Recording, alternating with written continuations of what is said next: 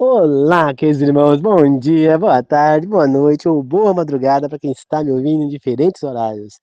Que a graça do Senhor Jesus Cristo, o amor de Deus e a comunhão do Espírito Santo esteja com todos nós. Um bom fim de semana que se inicia hoje, sexta-feira, e vai até amanhã, sábado, a todos.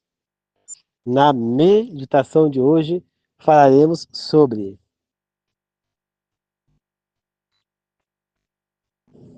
a falta de fé de Jacó. Antes de começar, queridos irmãos, temos que fazer duas coisas. Primeiro, pausem o vídeo e curtam o vídeo. E aproveita aqueles que não se inscreveram no canal, já se inscreva. 1, 2, 3, já. Pause. Já curtiram o vídeo? Já se inscreveram? Quem não se inscreveu? Ótimo. Não esqueça de compartilhar o vídeo quando acabar o vídeo. E quem quiser comentar, fique à vontade. Tá certo? E agora, outra coisa, fazer uma oração para nós podermos começar a nossa meditação.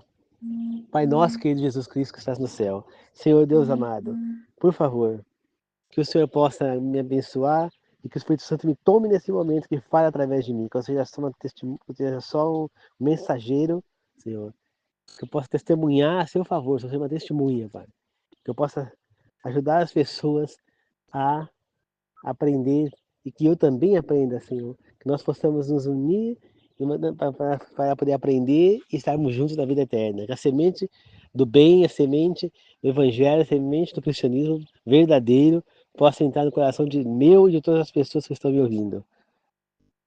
E que os três maiores professores do mundo estejam conosco nesse ensino, que é Jesus Cristo, Deus e Espírito Santo. E assim seja. Amém. Queridos irmãos, nós conhecemos a história de Jacó, que virou Israel, né? E quem ele foi. Mas nós vamos falar sobre a falta de fé de Jacó. Jacó, quando ele estava no caminho para Padan-Aram, depois de ter roubado a bênção do irmão, né, que o pai ia dar, ele teve uma visão com Deus, né? Ele teve um sonho, né? Ele viu uma escada que ia da terra até no céu, um monte de anjos subindo, descendo, andando para lá e para cá, e viu Deus lá em cima, Jesus Cristo, claro. E Jesus falou com ele: vá, que eu abençoarei você, eu estarei com você e tudo dará certo. E ele foi, né? Foi para Padan, chegou lá, ele encontrou Raquel, casou com Raquel, e aí o tio enganou ele, e ele acabou casando com a Lia. Depois ele casa com Raquel, pega duas concubinas. Depois de tudo isso, o tio segue enganando ele, aí ele pede que, para ele continuar lá, não ir embora, que o tio deixasse que as ovelhas lá rajadas e listradas, e, o, e os cabritos lá tal, também rajado, listrado, alguma coisa do tipo, manchados, ficasse com ele, e os outros com Labão, e Labão concordou. Só que Labão pegou todos os animais que eram rajados, listrados ou manchados e levou embora, ficando só os limpos. Então, é claro, se tratando de animais limpos, eles não iriam procriar. Porém, Deus mais uma vez falou com Jacó, em sonho, né? E Jacó acordou e fez listas lá em pedaço de pau, fez manchas, fez coisa, e começou a nascer só bichos rajados e coisa, e Jacó acabou ficando mais rico do que Labão, né? Se você falar isso para um cientista, ele vai falar: aconteceu que provavelmente esses animais eles são frutos, eles eram lisos, mas eram mestiços. No DNA deles tinha rajado, manchado, listrado, por isso nasceu desse jeito, né? Biologicamente falando, é possível. Porém, nós sabemos que no caso específico da Bíblia, não se trata disso.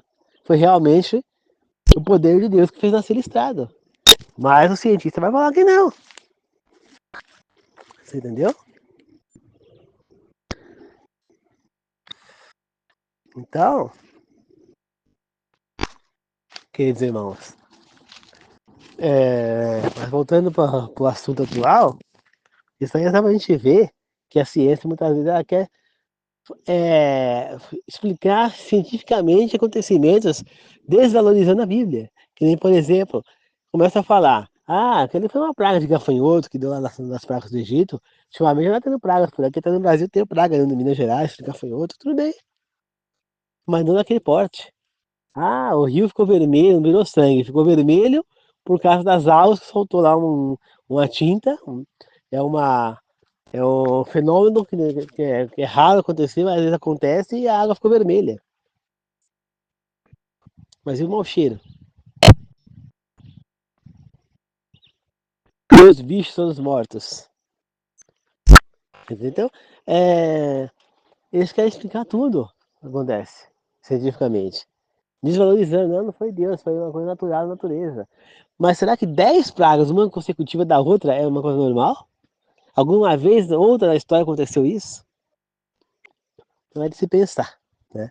Mas voltando à meditação de hoje, depois de tudo isso, do sonho que ele teve lá com Deus, dizendo que tudo daria certo, depois de Deus ter feito os animais nascerem lá manchados, listrados, na mão ter enganado ele. Depois, ainda, Jacó estava no deserto, estava no carro, estava para ir embora, e Deus falou com ele: pega tua família e vai, que volte para casa do teu pai, que tudo vai dar certo. Mesmo assim, Jacó não ficou confiante de que tudo daria certo. Mesmo assim, ele foi com o pé atrás. Mesmo assim, ele temeu o irmão. Mesmo assim, quando chegou os servos que ele havia mandado para avisar Esaú que ele estava a caminho, voltaram e disseram que Esaú estava vindo com 400 homens, não é 300, 400 homens? Acho que era 300, né? Ele temeu, achando que Esaú vinha com aqueles homens para matá-lo. Na realidade, Esaú estava vindo com aqueles homens para proteger o irmão, para levar o irmão até lá em segurança. Né? Mas ele pensou que estava indo para matar ele e a família toda.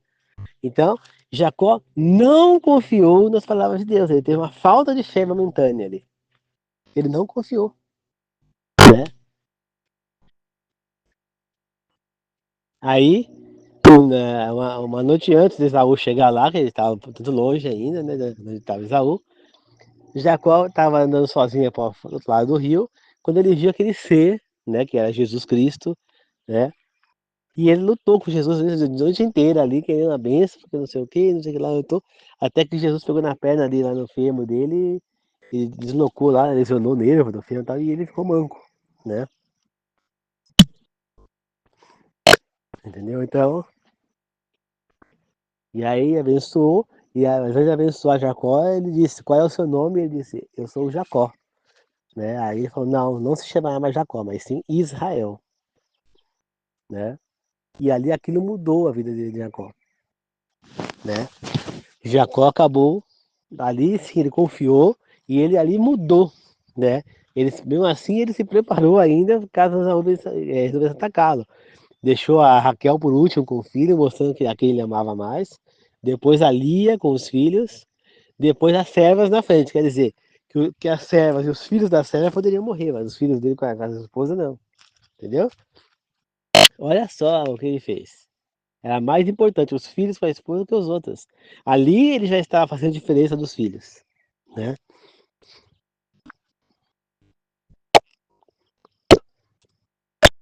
Então ele montou lá e ele foi à frente de tudo, com a coragem, porque outro que. E aí quando Esaú chega, Jacó se ajoelha a ele, já vai e o abraça e então acaba tudo bem, né? Mas dali em diante, Jacó nunca mais foi o mesmo, ele acabou virando realmente Israel e a confiança dele que ele tinha em Deus, ali ele se converteu de verdade, ali ele passou a ser o servo de Deus igual ao pai dele, Isaac, igual ao avô Abraão. Claro, não houve outro tão fiel a Deus quanto Abraão foi ali, né? Por isso que Deus é chamado Deus de Abraão, o Deus de Isaac e o Deus de Jacó ou de Israel, né? E hoje em dia, será que nós não estamos fazendo a mesma coisa? Não confiando em Deus? Jacó, ele só confiou em Deus como? Quando ele confiou em Deus. Quando ele conheceu a Deus de verdade. Ele havia ouvido falar de Deus através do pai, do avô, que ele teve contato com o avô, do pai. da mãe, ele aprendeu sobre Deus, mas ele não tinha contato diretamente com Deus porque ele não tinha acesso, não existia escritura, não existia nada naquele momento. Então, ele tinha aquela confiança em Deus, ele tinha ele cria em Deus, mas não confiava plenamente. Aí o que acontece? Ele teve essa experiência direta com Deus ali. Ele conheceu a Deus ali, a sua benevolência. E aí então, ele passou a ser um homem que confiou completamente, plenamente em Deus. E é exatamente o que nós precisamos fazer hoje. Conhecer a Deus. Mas como? Ele não aparece mais pra gente. Mas nós podemos conhecer através da palavra dele, da escritura dele, que é as escrituras sagradas, que é a Bíblia. Hoje nós temos acesso a esse livro que tem tudo o que Deus fez desde a época da criação até acontecimentos que vão acontecer ainda depois de nós. Então tem coisas passadas, coisas iniciais, passadas, coisas atuais e coisas futuras na Bíblia. Nós podemos saber muito na Bíblia, como será o retorno de Cristo, o que está sendo prometido, quais são as profecias, tudo está ali. Quem é esse Deus de amor que, antes de criar a humanidade, depois se fez carne para livrar a humanidade da morte eterna, a humanidade que o traiu. Imagina você.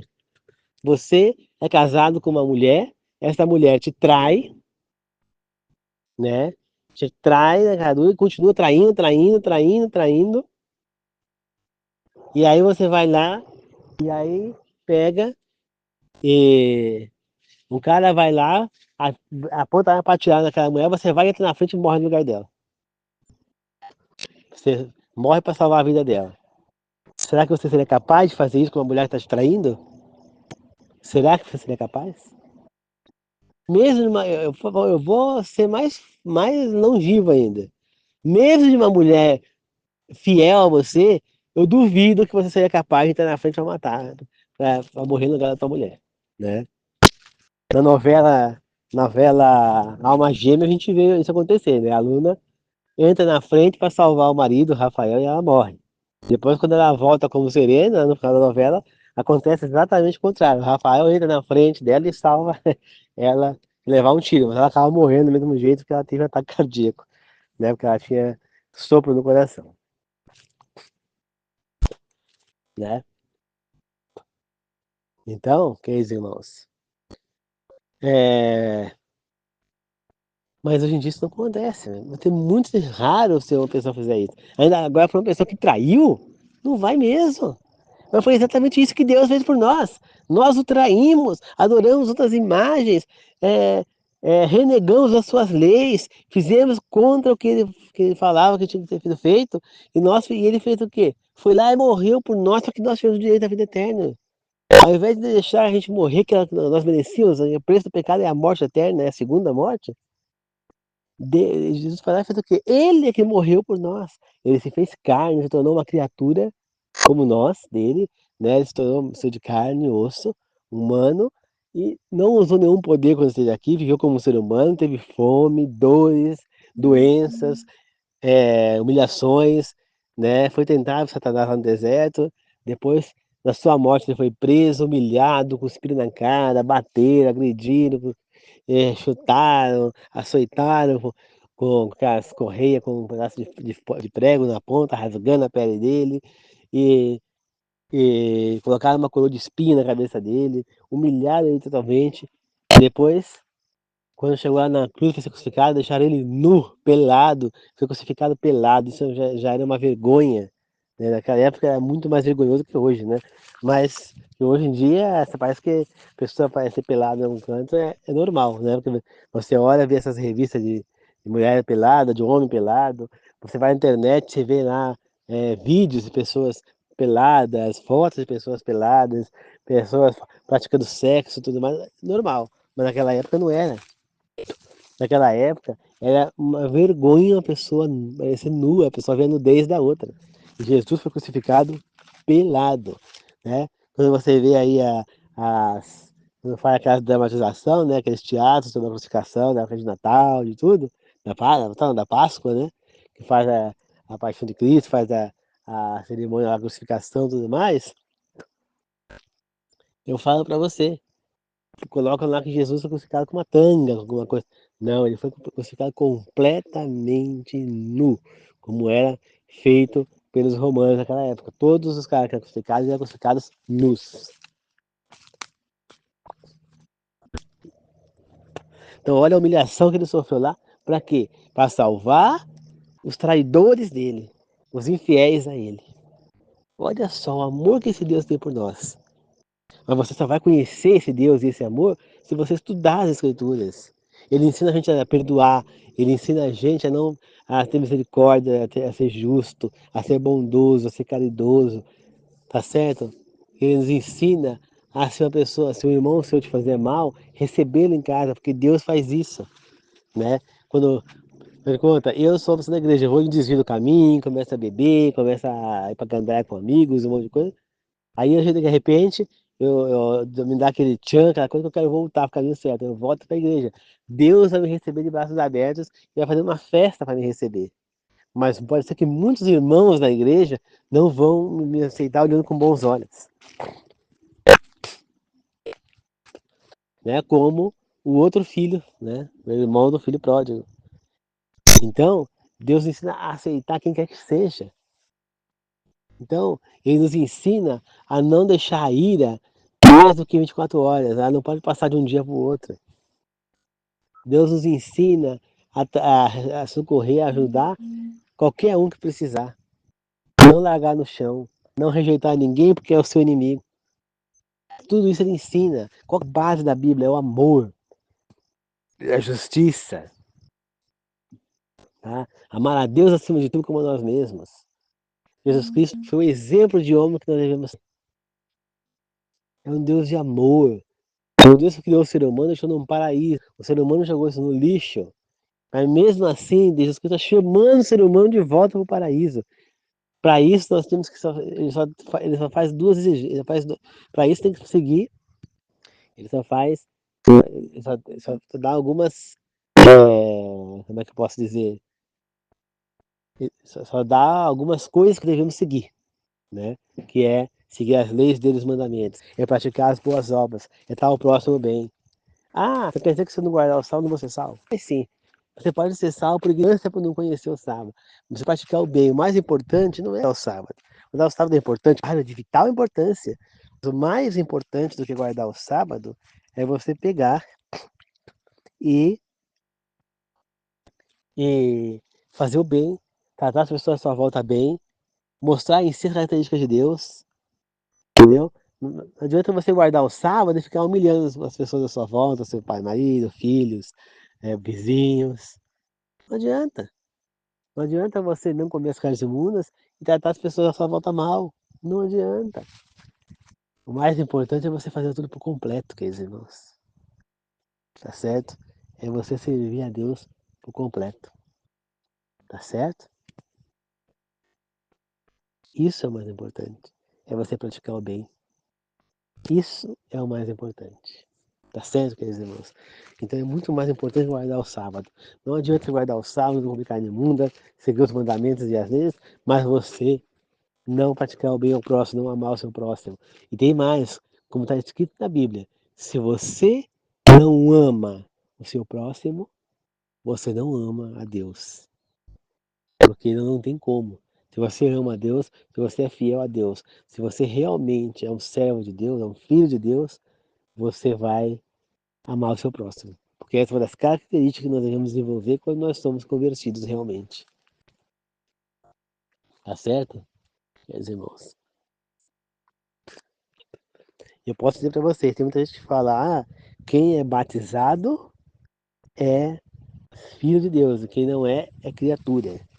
E eu posso dizer para vocês uma coisa a, a, com toda a certeza do mundo. Tem muita gente, eu posso até me arriscar, até dizer que talvez até a maioria das pessoas que são batizadas, elas continuam sendo criaturas de Deus, porque elas se batizaram, mas elas não se converteram. Pois tem muita igreja por aí, fala, a pessoa quer se batizar? Vamos lá. Aí vai aquele tanque e aquele monte de gente vai se batizando. Não é assim que funciona o batismo, queridos irmãos. Eu tenho um vídeo aí explicando como é que funciona o batismo, não vou ficar me estendendo, Mas o batismo, você só pode se batizar depois que você se converte realmente, depois que você compreende quem é Deus e que você compreende o que você vai ter que fazer depois de se batizar. O batismo ele é só um símbolo, né? Ali você está se comprometendo com testemunhas perante Deus, fazendo uma aliança perante Deus, e que você vai seguir o que está escrito na Bíblia. Que você vai seguir as leis de Deus, os mandamentos de Deus. Agora, se você não conhece isso, como que você vai seguir algo que você não estudou? Tá certo? Para você ser batizado, você precisa de algum tempo de estudo bíblico para você aprender primeiro. Não é simplesmente chegar, ah, não, eu quero servir a Deus, vou me batizar. Não é isso. O batismo é uma coisa muito séria. Muita gente se batizou e continua sendo a mesma pessoa, não valeu nada esse batismo, porque aquela água é uma água comum. É a mesma coisa você mergulhar no mar, num rio, numa piscina, num tanque, numa lagoa, é a mesma coisa. Então, se você não tiver convertido, né, se você não se converter, não adianta você se batizar, porque esse batismo não vale nada. Não é a água ali que vai mudar você, mas é a sua decisão, é a sua atitude. Coisa que muita gente não faz, né? Foi exatamente o que aconteceu com Jacó, né? Jacó era um homem que, por mais que ele era circuncidado, que era o batismo da época, por mais que ele sabia muito sobre Deus, porque o pai dele contou, o avô dele, Abraão, contou, por mais que ele sabia tudo, ele não confiava em Deus porque ele não conhecia esse Deus. Quando ele conhece a Deus, ele então se torna filho de Deus. Somente ali. Depois que ele brigou face a face com Jesus naquele lugar, né? Que Jesus feriu a perna dele lá, a coxa, é que ele virou filho de Deus. Ali houve a conversão. Você entende, queridos irmãos? Então, para haver a conversão, primeiro tem que ter a conversão. A conversão depende de nós, depende do nosso pensamento, depende da nossa decisão, da nossa atitude. E não da,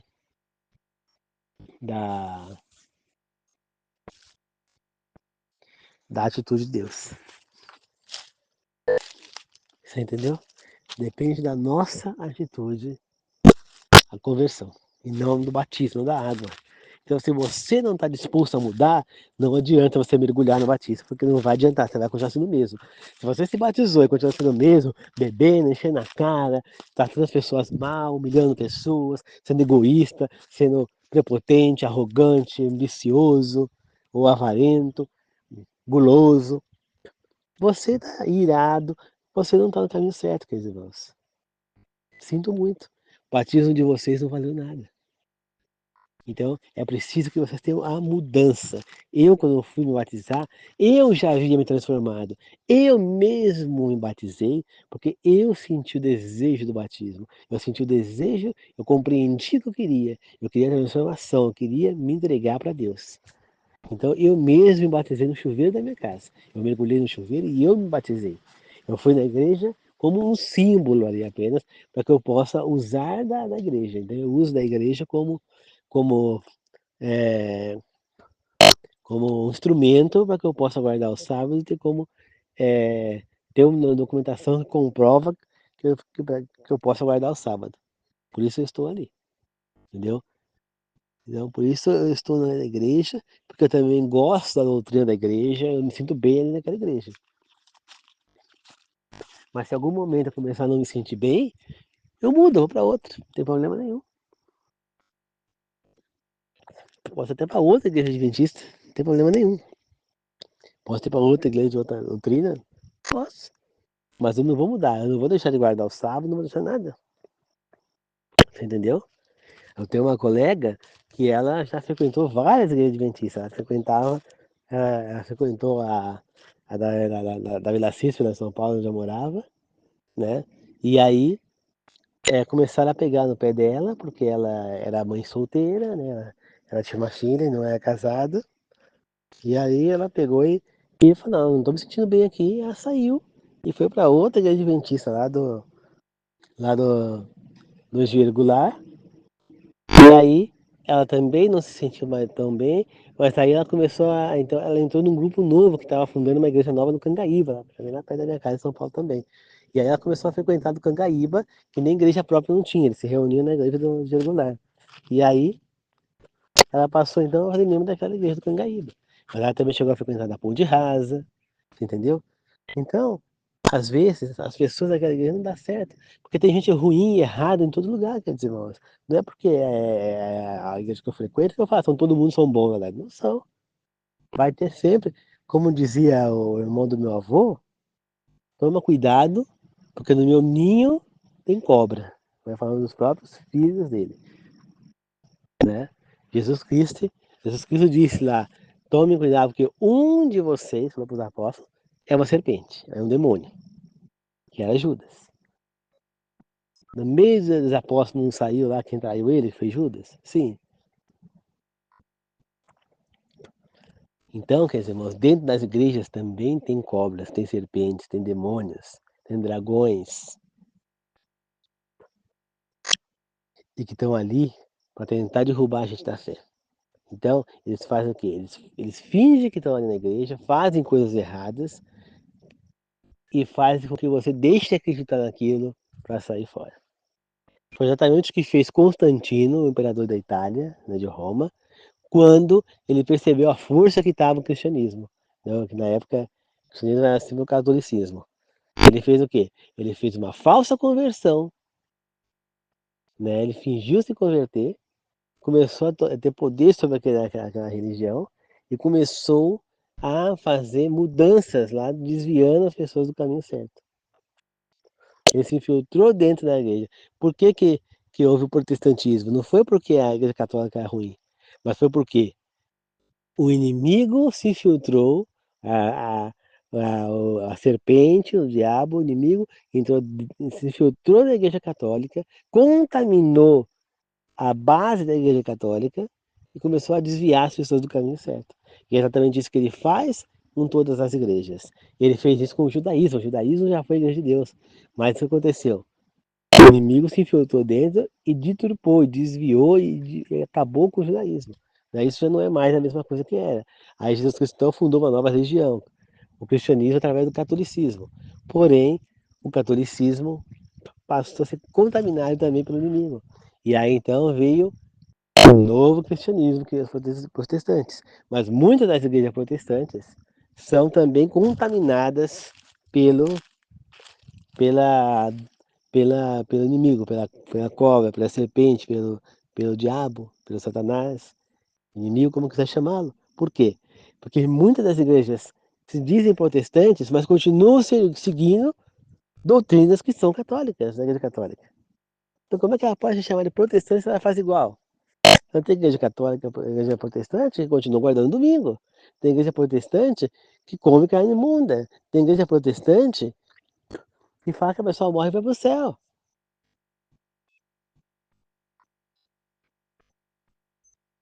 Isso aí é ser protestante? Não é. Não é, porque a Bíblia não fala isso. Então, a pessoa saiu, então aí vai falar, mas eu não adoro mais imagens como a igreja católica. Muito bem. Mas aí você vai entrar na igreja, você adora a janelinha, adora pano com suor do pastor, não é a mesma coisa? É adoração, é a mesma coisa, gente. Errada. Né? Às vezes eu vejo a pessoa falar que é evangélica, não sei o quê, que serve a Deus, e daqui a pouco eu vejo ela solta um. Eu adoro comer macarrão, eu adoro aquele jogador, eu adoro aquele time, eu adoro aquele programa. Gente, quando é que eu vou entender que a palavra adorar não é sinônimo de gostar? Então, eu gosto daquele programa, eu gosto daquele jogador, eu gosto daquela comida. Eu gosto muito, se você quer colocar lá. Eu gosto demais. Agora, você não pode adorar, porque adorar não é sinônimo de gostar. Adorar significa prestar culto, ou seja, prestar adoração, cultuar alguma coisa. E nós só devemos prestar adoração, cultuar a Deus. Não é isso que está escrito no primeiro mandamento? Adorar somente a Deus, não ter imagens para adorar? Quando ele diz imagens, ele não está dizendo só estátuas, ele não está dizendo fotos, ele está dizendo qualquer é, coisa que tenha uma forma física, uma imagem. Qualquer coisa que tenha uma imagem, para não adorar essas coisas. Então, por exemplo, eu pego uma fotografia da minha avó na parede, e eu começo a falar com a minha avó naquela fotografia, pedir que ela proteja a minha casa, pedir que ela, que ela me ajude em alguma coisa. Então eu estou passando a adorar aquela imagem. Então eu estou adorando aquela foto. Eu pego uma janelinha, como tem igreja aí que dá aquela janelinha, fala que é protestante, deixa ela aberta, não sei o quê. Aquela janelinha, eu estou adorando aquela janelinha. Ao invés de colocar Deus para proteger minha casa, eu estou pondo uma janelinha. Né? Quando eu pego uns panos com suor do pastor, por exemplo, do líder da igreja, para curar alguma coisa, quando no lugar está doendo, alguma doença, para curar algum problema, eu estou adorando aquele pano com suor do pastor, automaticamente eu estou adorando o pastor e não a Deus. Então tem muitas igrejas por aí que adoram os seus líderes e não a Deus. Tem muitos que adoram a igreja e não a Deus. Por quê? Porque segue o que a igreja fala, não o que a Bíblia fala. Então, chega alguém e tenta falar algo diferente, mas não, está errado. Porque não é assim, não é assim. Porque o que vale é o que está sendo na igreja. Como uma pessoa, como a minha tia, como eu falei. Eu peguei e falei para ela que Jesus Cristo era nosso sumo sacerdote hoje em dia, ela não aceitou. Mas ela falou lá com o ancião da igreja dela, que era testemunha de Jeová, e aí então ela concordou, porque ele afirmou que era mesmo, e aí ela então aceitou. Mas quando eu falei, ela não aceitou. Porque eu falo, não vai, porque eu não sou testemunha de Jeová. Mas se eu fosse, ela aceitaria. Tá entendendo? Não, tem gente que fala, tem um vizinho lá que acho que ele é da congregação, ele fala que a igreja dele é certa, que é de Deus, as outras são do mundo. Eu posso falar isso pra alguém? Claro que não. Eu posso chegar e falar que a igreja adventista é certa, vocês estão tudo errada? Não. Mas eu posso falar quais são as doutrinas certas que nós devemos seguir. Agora cabe a você ver aonde que está encaixadas essas doutrinas, né? Se as igrejas seguem essas doutrinas. Para você seguir, mesmo que a igreja que você frequente não siga. Então eu tenho que adorar o que está escrito na Bíblia, as escrituras sagradas, e não igreja, e não pastores. Compreende, quer dizer, irmãos? E é exatamente isso que nós precisamos fazer, né? E aprender a confiar exclusivamente em Deus. Conhecer a Ele. O único jeito é estudar as escrituras. Não adianta a gente pegar e achar que nós vamos só ouvir falar e vamos conhecer a Ele. Não, não vamos conhecer. Muita gente vai ser salva por ignorância? Vai. Tem gente ruim em todas as igrejas? Tem. Mas nós temos que aprender a diferenciar quem não é legal e quem não é. Entendeu? Temos que aprender a ver o que é certo e o que é errado. Só nós podemos fazer isso, queridos irmãos. Somente nós.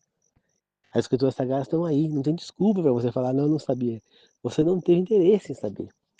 Né? Você já estava falando com a pessoa, fala, a gente vai na igreja e você não aprende nada, gasta dinheiro para comprar revistas, isso aqui, não aprende nada. Eu falei, eu peguei a pessoa, eu aprendo.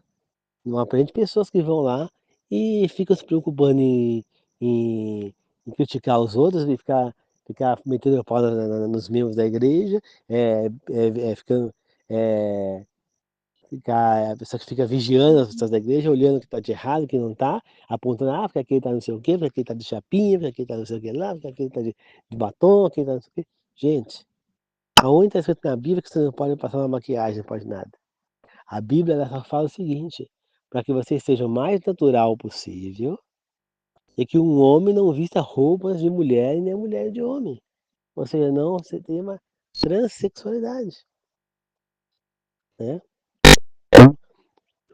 Por exemplo, qual é a diferença na época que foi escrito isso aí, na época de Moisés, qual era a diferença da vestimenta do homem e da mulher? Tanto o homem quanto a mulher, eles vestiam aqueles, aqueles vestidão, né? Aqueles, aquela espécie de kimonos, né? Não é kimono, porque kimono é roupa japonesa, mas é aquelas túnicas, né? Túnica que fala. Só que a do homem, ela era mais neutra as cores, né? Então era um verde mais escuro, um vermelho mais forte, um azul. E a das mulheres, elas eram mais coloridas, geralmente o homem usava mais cinza, preto, né? As mulheres já eram coloridas, já usavam aqueles amarelo mais clarinho, rosinha, azul clarinho, verde. Então, a mulher, ela usava uma cinta na cintura, né? O homem não usava. Então, o que estava falando, para que o homem não se visse com a roupa da mulher, e a mulher do homem. Mas não que a mulher pode vestir uma calça, naquela época nem existia calça. Quando você olha a calça da mulher, é diferente da calça de homem, né. A calça da mulher também tem alguns brilhinhos, a calça da mulher ela é mais justa, né, é mais um formato diferente, entendeu. Então, não é isso. Então a mulher pode fazer uma chapinha? Claro que ela pode fazer chapinha. Pode fazer uma progressiva? Claro que pode fazer uma progressiva. Ela pode passar um batom? Pode, desde que ele seja mais neutro possível. Pode fazer maquiagem? Lógico que pode, mas mais neutra possível. Agora, o que que a Bíblia, Deus nos alerta, nos pede? Que nós sigamos o mais natural possível, que nós sigamos, se mostrando diferente do resto da humanidade. Adianta, por exemplo, faz de conta uma minha amiga lá que ela é adventista. Adianta ela pegar e e falar que ela é uma serva de Deus, que ela segue todas as leis, os mandamentos, e ela sai feito uma piriguete na rua, com bustier, com short curtinho, se mostrando para os homens, maquiada, com unhas enormes, toda pintada, chamando atenção? Não adianta. Por quê? Porque ela está passando um mau exemplo para as pessoas. Ela fala que é de Deus, mas não, né? Que nem, por exemplo, não adianta a Mara Maravilha falar que ela é evangélica e ela aparecer no programa lá, se mostrando com um decote grande, dançando, não. E você vê que ela não faz isso mais. Quando ela era jovem, que ela se converteu, ela fazia muito, ela rebolava. Hoje ela é mais recatada, você vê a diferença da Mara. E é exatamente essa é a questão. A pessoa que é de Deus tem que ser mais recatada, mais tranquila, mais no seu canto. Você tem que a pessoa tem que olhar para você e ver que você é uma pessoa de Deus, ver a diferença em você. Então você tem que servir de exemplo para as outras. É essa o X da questão. Mas não quer dizer que você não possa ter uma maquiagem, uma unha pintada. Ninguém está falando isso. Mas fala para evitar, até porque pintar o cabelo vai ter que passar produto químico. E isso vai fazer mal para a tua saúde. Fazer chapinha progressiva vai fazer mal para o seu cabelo. Fazer chapinha vai ressecar o seu cabelo, porque é lugar quente. Fazer progressiva, você vai dar um produto no seu cabelo que vai fazer mal para sua saúde. Então o que que Deus nos pede? Que nós para manter a nossa saúde, que nós sejamos o mais natural possível. Então, deixa o cabelo ficar branco, deixa a pele enrugar, entendeu? A pessoa não percebe, quanto mais maquiagem a pessoa passa, mais enrugada ela vai ficar, mais problema de pele no rosto ela vai ter, porque as maquiagens têm química. E essas químicas elas vão penetrar no seu poro e vão fazer mal para sua pele. E é tudo que os caras querem. Quanto mais a tua pele ficar mais ressecada, mais danificada, mais produto você vai comprar pra passar no rosto e mais eles vão ganhar dinheiro. Mas as pessoas não percebem isso. As mulheres só pensam em, não sei o quê, né? Às vezes eu vejo aqueles quadrão na moda, uma mulher que não passa maquiagem, até me chama atenção. Eu sempre tive uma atração mais por mulheres mais naturais, né? Do que muito maquiada. Aí eu vejo a mulher, às vezes eu vejo antes e depois, eu prefiro antes. Porque eles pegam, cortam o cabelo da mulher, passam, às vezes a mulher vai lá com o cabelo, eu fico com uma dó. A mulher vai lá com o cabelo virgem, nunca pintou o cabelo. E os caras vão lá e taca tinta no cabelo da mulher. Enche a cara de maquiagem, a mulher que tá querendo usar maquiagem, enche a cara de maquiagem, fica parecendo um palhaço, porque pra mim maquiagem é isso, fica parecendo um palhaço. Mas se faz uma maquiagem bem simplesinha, fica bom. Até tinha uma, sabe que fazia mais simples e tal, pra mim ficava legal, até. Mas a pessoa não pode exagerar. Não pode pegar e vestir aquele decotão assim, mostrando. Não. Seja uma pessoa de Deus, mais recatada. Procure mostrar o mínimo possível do seu corpo. Seja, por exemplo, que na época antiga, a mulher ela andava com aquelas túnicas, né, aquelas roupas, e até as pernas, e ela não podia nem sequer tirar aquela túnica ficar só de short, não. Ela usava um short, alguma coisa por baixo. E você vê que apareceu na novela Rei Davi, também depois na novela Gênesis fizeram parecido, na novela Gênesis, na novela Reis, com Davi, e lá no terraço dele, e a Batseba tomando banho na, na, na banheira dela, no terraço dela. Ele ficava de frente pro palácio do Davi, de frente pro terraço dele, né? Ela tem casada com Urias. Mas ela tava pelada tomando banho? Não, ela tava vestida, uma roupa de baixo. Mas ela não tava com a túnica. Então, aquilo é um desrespeito. Ela tava se mostrando, ela tava caçando ele, querendo que ele tomasse ela como esposa, e foi o que ele acabou fazendo, né? Então, aquilo é uma vergonha. A mulher tinha que estar vestida inteira. Somente o marido poderia ver ela sem a túnica. Então, ela só ficava para fora do pescoço para baixo. Do pescoço para cima, aliás. Para baixo era coberto. Do pescoço para cima ficava de fora. O resto era coberto. Os braços era parte coberta. Então, isso aí é uma questão do quê? É questão, é exagero, não sei o quê. Não. É uma questão de respeito. É uma questão de se respeitar. É de se valorizar. Se você esconde o que você tem do seu marido, ou o homem para sua esposa, você está se respeitando, se resguardando, se mostrando diferente dessas vagabundas piriguetes que tem por aí. Porque isso aí, desculpa, vocês são prostitutas gratuitas. Vocês são o nome correto. Prostitutas gratuitas. Pelo menos deviam cobrar, porque pelo menos ganhavam dinheiro. Porque estão fazendo a coisa errada, pelo menos faz errado ganhando dinheiro. Já que estão fazendo errado. Não, fazem de graça. Né? Porque quando você pega, tá numa balada, aí começa a dançar com um cara lá que você nunca viu. E aí você pega, sai com esse cara, se você nunca viu na vida, você tá sendo uma prostituta, me desculpa. Como é que você sai com um cara que você nunca viu na vida? E vai pra cama com um cara, faz sexo com um cara que você nunca viu na vida. Desculpa, você é uma prostituta gratuita. E esse cara é um, é um traste também, porque ele também não deve, também tá errado. Também tá agindo como um garoto de programa, entendeu? Então tá errado, entendeu? Então, você pega, sai com um com hoje, com o outro amanhã, às vezes um dia só sai com dois, três. Isso é uma prostituta gratuita. Você que sai na rua caçando, tem hora que você vê a mulher na rua, fala, ela tá caçando. Às vezes que sai na rua, você vê a mulher com bustier. Outro dia eu vi uma menina de 9 anos, 10 anos aqui no mercado, praticamente nua. Com um short tão curto que já aparecia parte da coisa atrás e ainda dava muito justo, aparecendo toda a parte de trás dela, parte da frente também com uma roupa, blusa curtinha, parecendo uma barriga.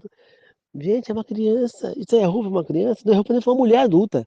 Muito mais pra uma criança. Isso é abominável. Se eu fosse eh, no país, se eu fosse presidente, eu proibia esse tipo de vestimenta para criança. A criança que fosse vestida desse jeito tem que ser pai perder a tutela, perder a guarda, porque isso é um absurdo, é inadmissível. Eu jamais deixaria uma filha minha usar uma roupa dessa. Então é uma questão de respeito. A criança tem que usar roupas mais largas, nada de roupa justa e comprida. Então, a menina, ela tem que usar um short, fazer um short, no mínimo até o joelho, né? O homem geralmente abaixo do joelho e a mulher pelo menos até o joelho, você entendeu?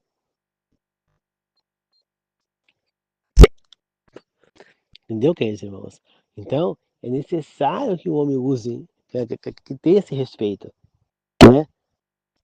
Né? Tem muita mulher que fica, o cara fica me olhando, o cara tá me encarando, me olhando no coisa, não sei o quê, e arruma, mas você tá provocando o cara a olhar? Né? Aí vai aquela mulher lá, tá provocando lá, quase pelada no trem, vai a roupa justa, mostrando tudo. Aí vai o homem lá e dá um tapa na bunda, passa a mão na bunda da mulher, é assediada. Ah, tem que prender o cara, é assédio, é Maria da Penha. Gente, ela procurou, ela achou. Claro que eu sou totalmente contra fazer isso. É totalmente errado. Mesmo que ela esteja caçando, procurando, mesmo que ela esteja vestida erradamente. Provocando aquilo é errado, a gente tem que se segurar. Mas ela tá provocando, né? É muito fácil criticar o homem que foi lá, estuprou aquela mulher, que não sei o que, aquilo lá, mas se ela tá provocando, né? Fala, o cara pegou e estuprou a enteada de 12 anos, 10 anos, né? Mas você vai olhar, tá provocando. Que nem, por exemplo, já vi criança de biquíni, na piscina, nadando de barriga para baixo, com a parte traseira para cima, e homens olhando sem parar para a bunda da criança, porque estava para cima. Por quê? Porque a criança tem que usar um maiô, ela vai usar. E de preferência para criança tem que ser aqueles biquíni shortinho, Você entendeu? Aquele shortinho mais comprido, não biquíni. E outra, mais folgado.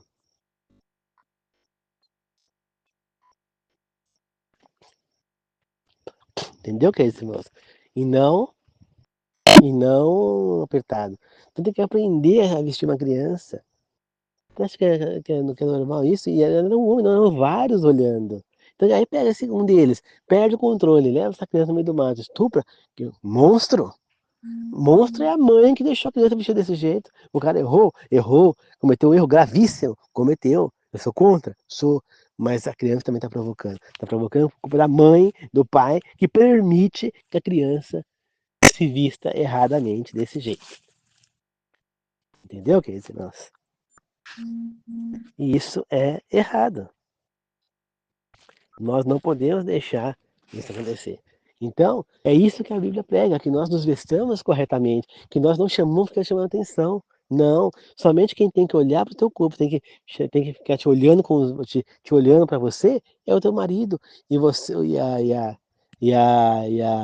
seu marido, e você homem, é a sua esposa. Você não tem que sair por aí sem camisa, mostrando teus looks, teus coisas, não. É a tua esposa que tem que olhar para você, somente. E não as outras mulheres.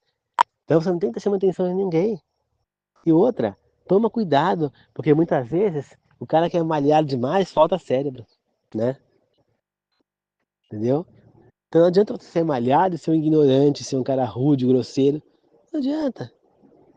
Você tem que aprender a ser uma pessoa dócil, uma pessoa de Deus, uma pessoa de bem. Não importa se você é um ou outro. E eu, por exemplo, eu não sou malhado, eu sou baixo, eu sou gordo, eu não tenho nenhum porte chamariz, assim, né, de fisicamente falando. Nada me chama atenção em mim, pra mulher olhar pra mim assim tanto. Mas eu sou uma pessoa de Deus, sou uma pessoa de bem. A mulher que casar comigo vai ganhar na loteria, porque eu sou uma pessoa que eu vou amar essa mulher, eu vou ser fiel a ela, eu quero casar para ficar casado para sempre, eu vou tratar ela o melhor que eu puder, vou fazer o impossível para fazer ela feliz, espero que ela faça o mesmo por mim. Eu não vou casar só com ela, eu vou casar com a família dela, né? A família dela passa a ser a minha família, a mãe dela não vai ser só minha sogra, vai ser minha mãe também. O pai dela vai ser meu sogro, meu pai, e assim por diante. E eu faço questão de não só ela colocar o meu nome no nome dela, meu sobrenome, como eu também vou colocar o sobrenome dela no meu nome. Por quê? É uma questão de demonstrar respeito pela família dela, simbolizar que a partir de um momento eu também pertenço à família dela. Então, se o sobrenome dela é, vamos supor, o meu sobrenome é Giaconazzi, que eu sou italiano. O meu é Cagnani, que também é italiano. Então, ela vai botar o Cagnani e eu vou colocar no meu nome Giaconazzi. Eu não vou tirar meu sobrenome, meus dois sobrenomes vão continuar. Mas eu vou acrescentar o Giaconazzi. Então, eu vou colocar meu nome, meu segundo nome, que é composto, mais meu primeiro sobrenome, aí o Giaconazzi e depois o Cagnani, que é meu último nome. E ela vai fazer a mesma coisa. Entendeu? E aí, por quê? Porque é uma questão de respeito da minha pessoa com ela.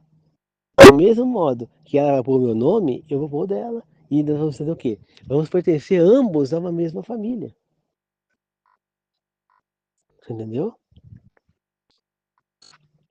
A família dela passa a ser a minha. E a minha família passa a ser a dela. Acabou. Compreende, queridos irmãos? A minha família passa a ser a dela passa a ser a minha. É uma questão, é isso que é um casamento. Então, se eu caso com uma mulher que já tem filhos, os filhos dela passam a ser meus filhos. Eu tenho que tratá-los como pai. E eu vou tratá-los, educá-los como se eu fosse pai. Eu vou tratá-los muito bem, vou dar todo o amor do mundo para eles.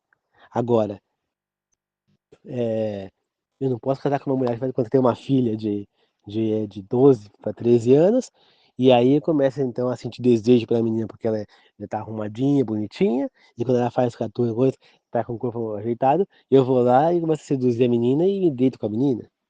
Tá errado. Como que eu posso? Eu deitaria com a minha própria filha?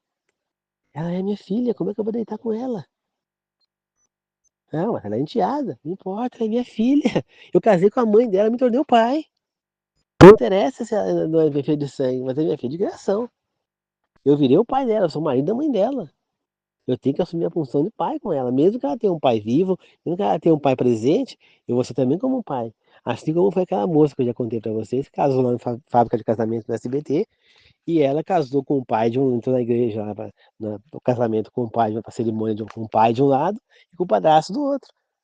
E ela falou, vou entrar com meus dois pais, entendeu? Porque ela tinha dois pais. Exatamente isso que deve acontecer. Você está casando com uma pessoa que tem filhos, entenda, você está assumindo a família, mas é sua obrigação sustentar a família juntamente com a sua esposa e ajudar a criar os filhos. Você passa a ser pai dos filhos dela também. Então, por isso eu vou colocar o nome da minha futura esposa em mim. Por quê? Porque eu quero poder entender que eu pertenço à família dela, assim como ela pertence à minha. Nós agora somos um só, uma só carne. Nós agora vamos estar unidos. Então a mulher que casar comigo, tenho certeza, modéstia à parte, se eu fosse mulher, eu queria um homem igual eu para casar. Igualzinho, se eu fosse mulher. Eu queria um homem assim como eu. Porque eu tenho tudo o que eu procuro numa mulher. Então eu procuro uma mulher de Deus, ela é de Deus. Eu sou de Deus. Eu procuro uma mulher fiel, eu sou fiel. Eu procuro uma mulher boa, misericordiosa, caridosa. Eu sou isso. Eu procuro uma mulher que me aceite como eu sou. Eu vou aceitá-la como ela é, não importa quais são os defeitos dela. Eu vou aprender a conviver com os defeitos dela. Eu sou uma pessoa que eu prefiro resolver as coisas numa boa conversa do que com briga. É a mulher que eu procuro. E é o homem que eu procuraria se eu fosse uma mulher. Entendeu?